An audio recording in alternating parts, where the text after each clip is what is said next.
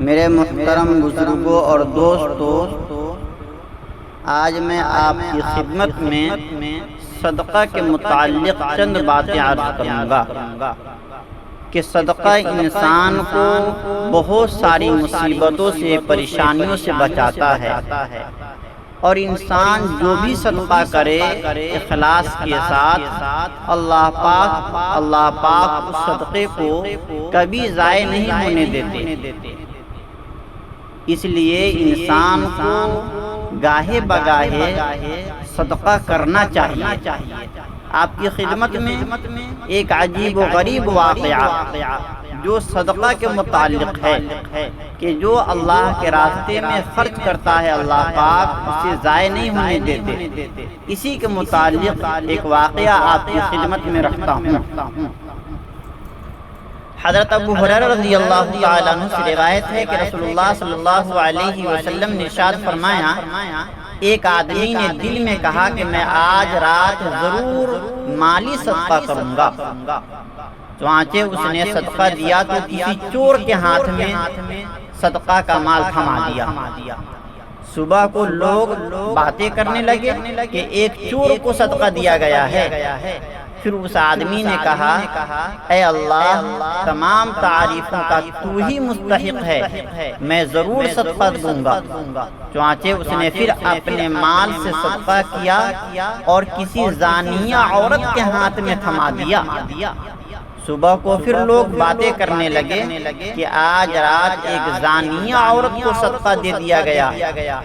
اس شخص نے پھر کہا، اے اللہ، تمام تعریفیں تیرے لیے ہیں، ایک زانیہ عورت کو صدقہ کرنے پر میں شرمندہ ہوں، ضرور صدقہ کروں گا۔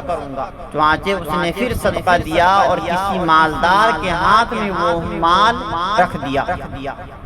صبح ہوئی تو لوگ آپس میں کہنے لگے کہ ایک مالدار شخص کو صدقہ دے دیا گیا۔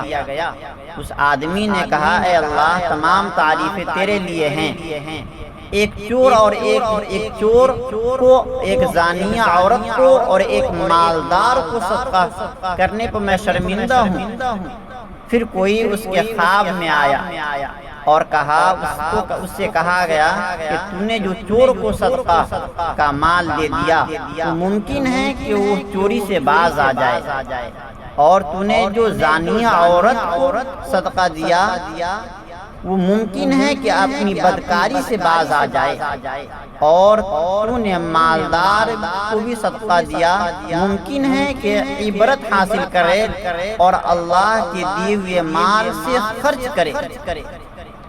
تو پتہ چلا کہ انسان جب بھی اللہ کے راستے میں خرچ کرتا ہے، اللہ پاک اس کو ضائع نہیں ہونے دیتے۔ اس واقعے سے ہمیں چند باتیں معلوم ہوتی ہے۔ ان میں سے ایک بات یہ ہے کہ ایک بات معلوم ہوا کہ نفلی صدقات میں اگر کوئی فاسق یا مالدار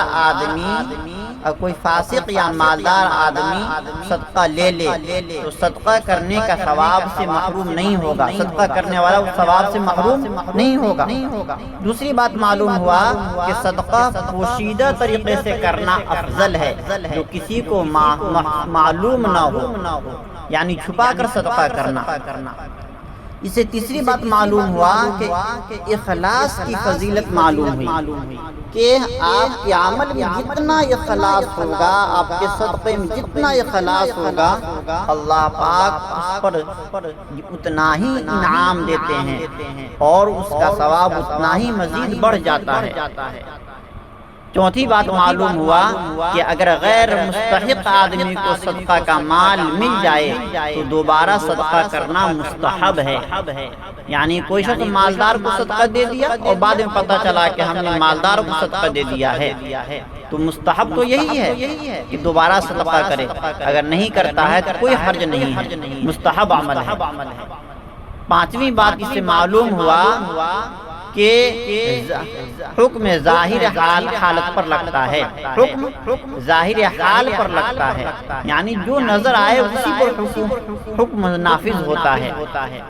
چھٹی بات معلوم ہوا قضا، تقدیر پر راضی رہنا، اللہ کے فیصلے پر راضی رہنا باعث فضیلت اور برکت ہے، اور ناخوش ہونا یہ مذموم اور برا عمل ہے۔ اسے 7ویں بات یہ معلوم ہوا کہ سچے خواب مبشرات کا حصہ ہے، یعنی نبوت کا 40واں حصہ ہے۔ اس لیے ہم سب عہد کریں کہ اللہ کے راستے میں خوب صدقہ خیرات کریں، جہاں تک ہو سکے اپنے مال میں سے غریبوں پر، یتیموں پر، فقراء پر خرچ کرنے کی کوشش کریں۔ تو ہم خرچ کریں گے تو اللہ پاک ہمیں دنیا اور آخرت میں دونوں میں نوازیں گے۔